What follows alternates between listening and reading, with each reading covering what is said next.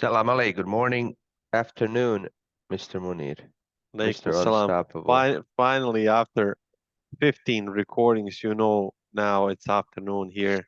You acknowledge that. You've earned my respect, man, with your work ethic that I'm gonna acknowledge your time of the day.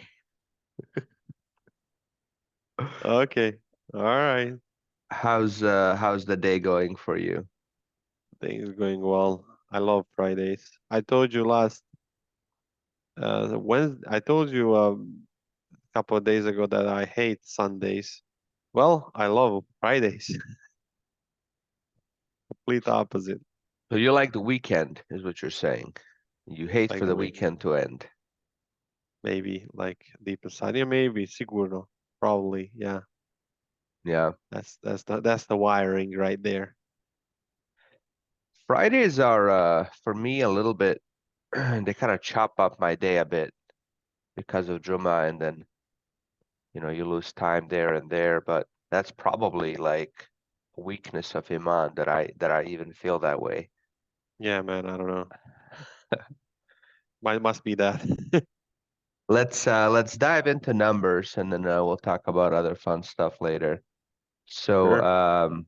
go ahead and recap the day for us. What happened yesterday? How was it?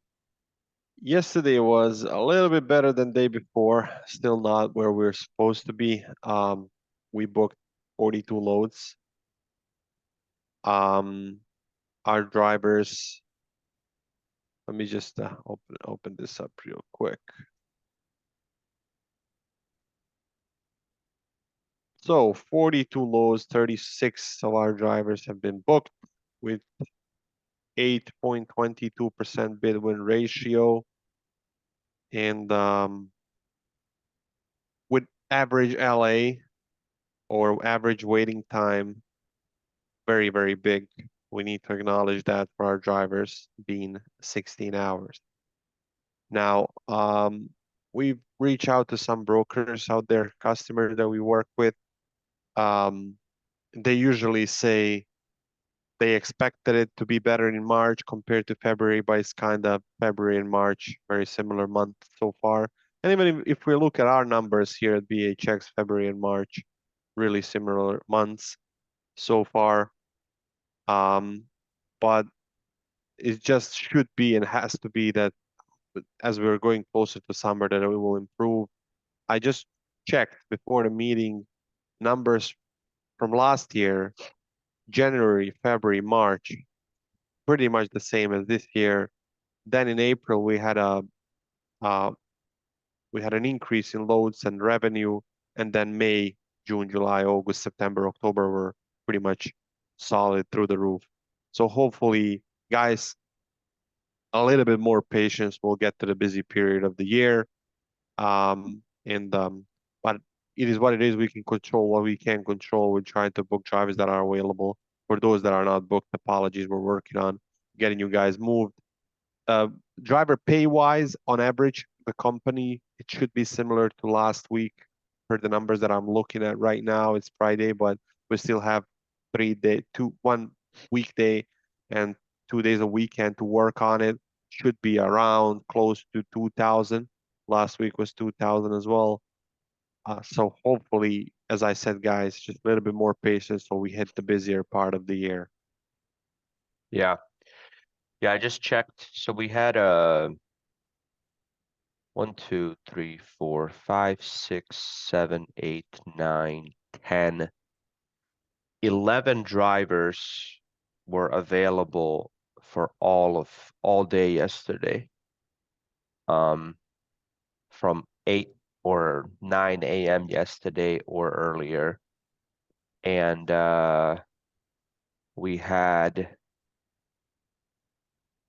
actually no man, 11 were available for all day yesterday plus 1 hour of the day before or more.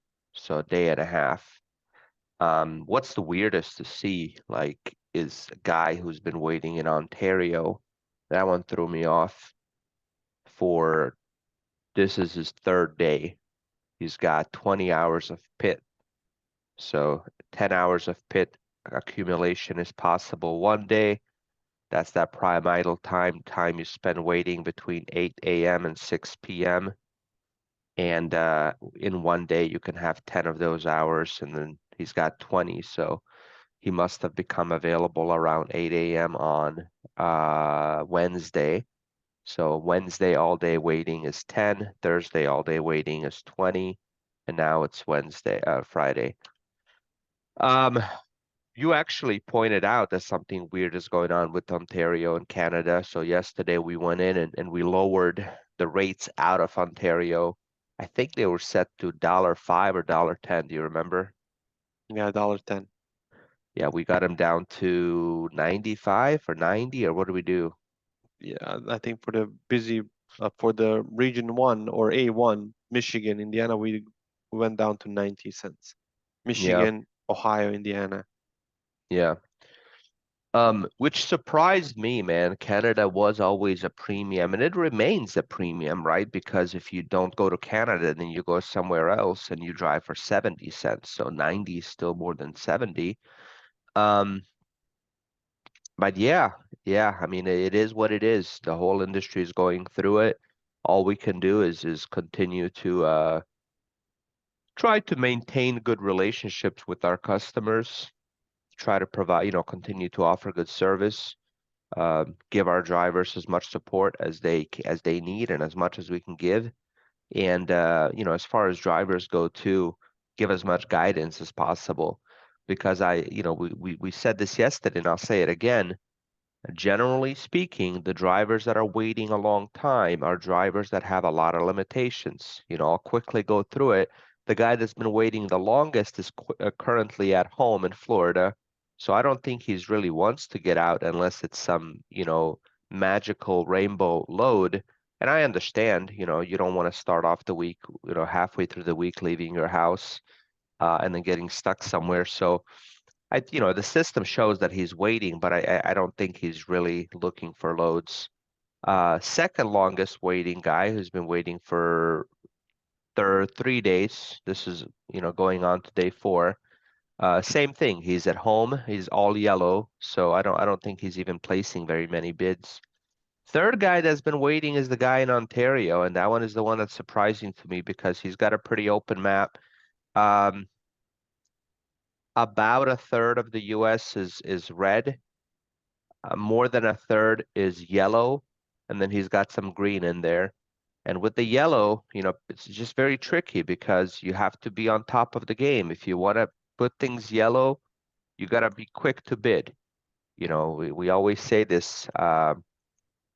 Generally speaking, 5 minutes is the absolute max and the longest amount of time any load's got to be available. If you take 5 minutes to bid, and then our dispatch is going to take a minute or two to review the bid and to submit it to the customer, you may be out of the running for that load. The Indeed. next longest waiting, he's also at home. I don't think he's really trying to get out. It's mostly yellow. The next longest waiting, is he also at home? Who's the guy? So just a second. Uh, guy waiting in Iowa. I don't want to say a name here, put Sure. people's business out there like that. Just give me 1 second to check that for you real quick. No, he's not home. But yeah, it's 11 hours of pit. So he has been waiting all of yesterday, and then he became available late afternoon the day before.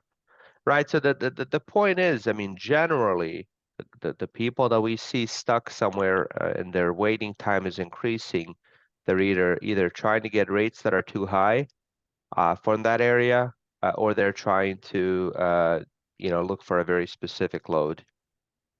Right. Yeah, I'm going through others as well. It's the similar situation. Yeah. There's very rarely you can find a man waiting for a long time who has all green or is bidding on everything yellow Yeah. that comes up, in my experience.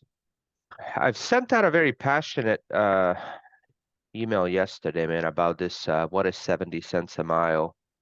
Um,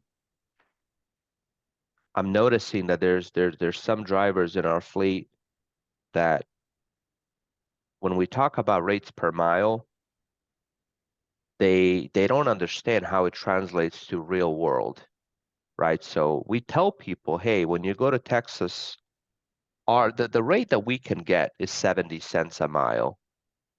And then we call those people and say, hey, there's a load that I can book you on. It pays 75 cents a mile. It's Texas to Tennessee.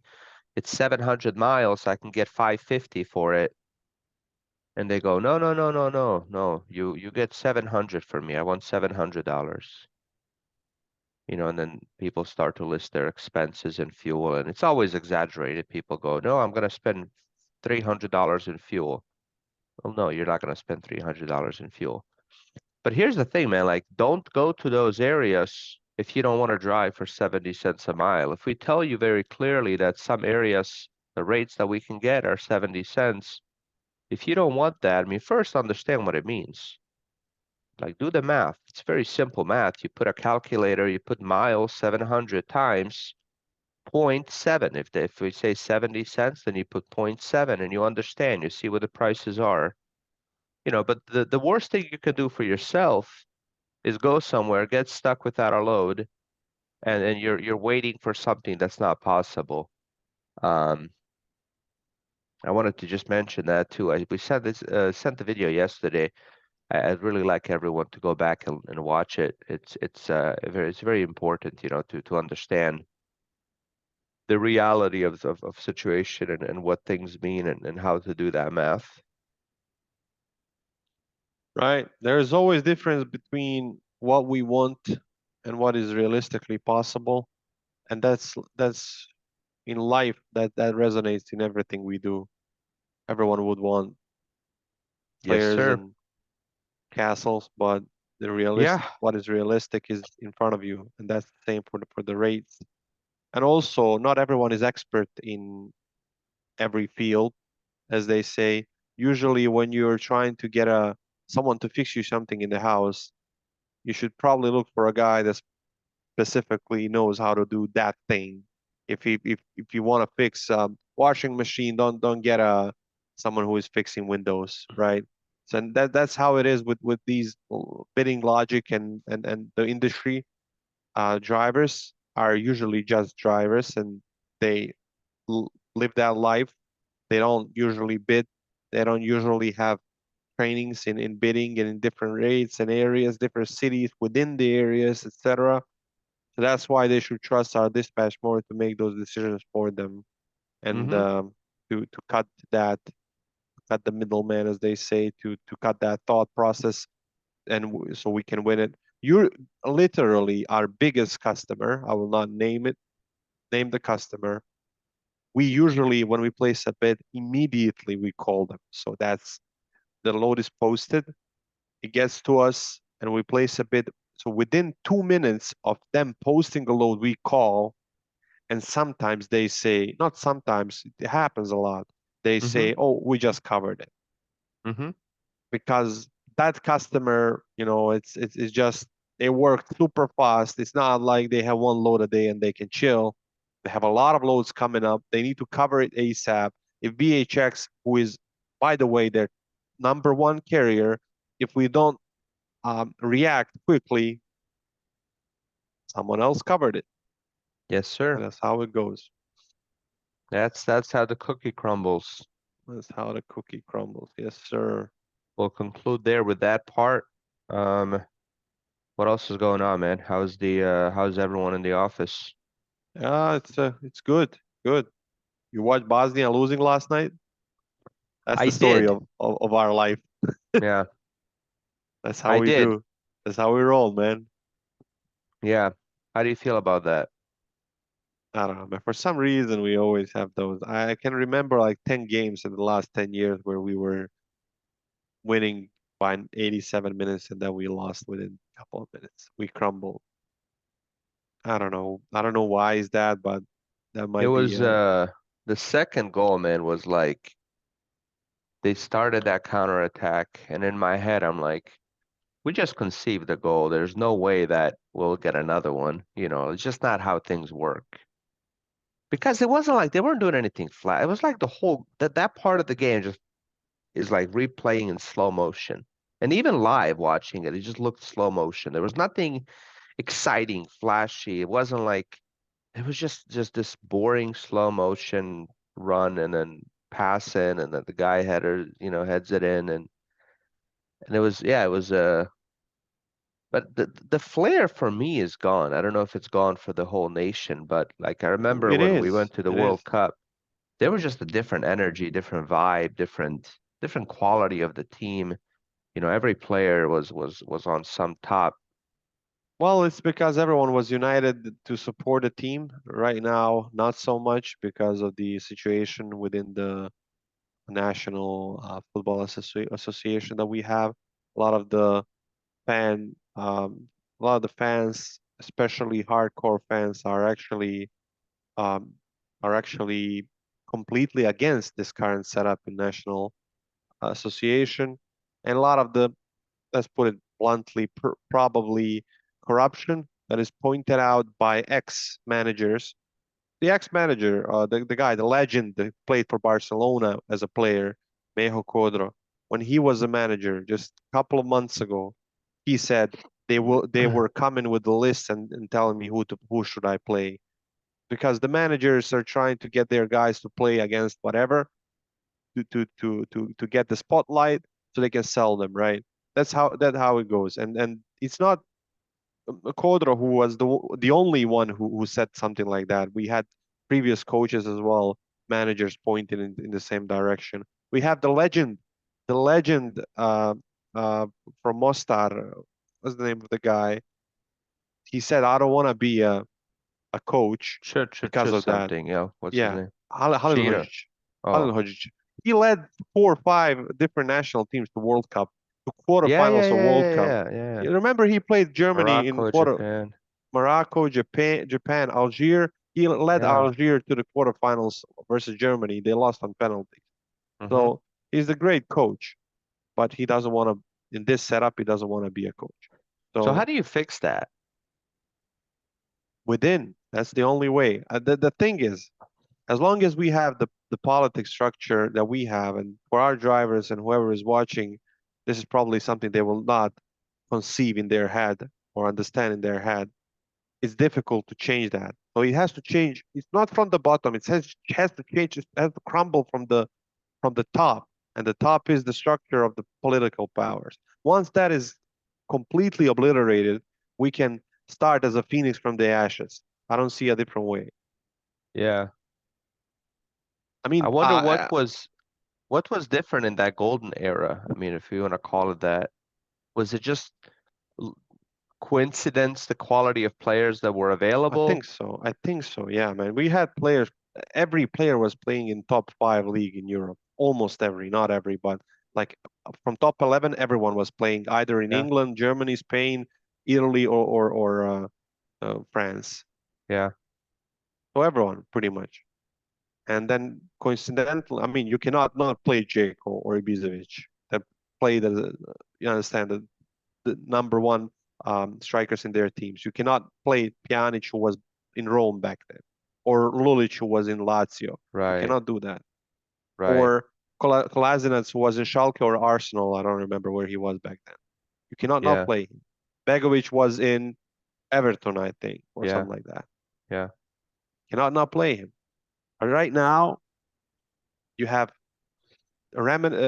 two players from that team that are super old and they are legends, and then you have a bunch of kids playing in second Bundesliga or something like that. And then the rotating door of coaches too. I mean, Yeah, we've had like not 10 in the last couple of years, but we've had over 5 coaches in the last like yeah, I two think over years. five, over five. Yeah, we had coach who only led for 2 games. The guy that Crazy. said the guy that said Yeah. corruption and everything else. Yeah, he led for 2 games. Yeah, man. Corruption is a thing that just happens everywhere. With smaller countries, it's more out in the open. With larger nations, it's more hidden, behind different veils of there's more ceremony around it. so it's a little bit more hidden, but yeah. No Indeed, corruption here at BHX though. definitely. All right, man, we'll conclude there. All Before right, we thank you. do, you're not off the hook. Words of wisdom. We need Words something of wisdom. powerful today to Yeah, carry us something. through this. Um, I had it. I had it somewhere. Just let me find it. Had it written.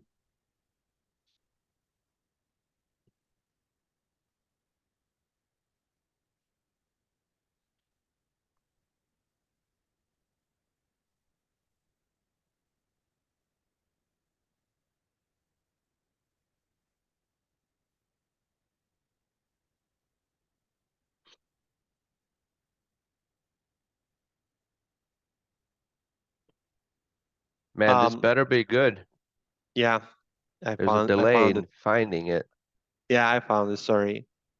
One of the smartest guys in the 20th century, or so they Mm-hmm. claim, Albert Einstein. He Mm-hmm. said, "We cannot solve our problems with the same thinking we used when we created them."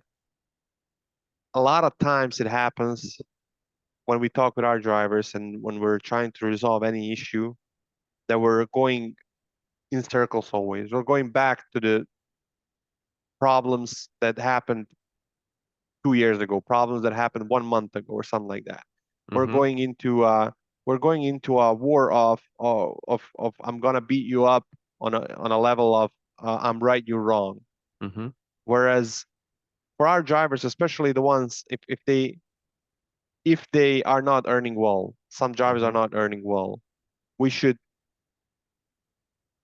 stray away from you guys are not booking me or BHX is not booking me and go in the direction of let's solve the problem Mm-hmm. with the new thinking. And the new thinking is what we can resolve and Yeah, not what is the problem.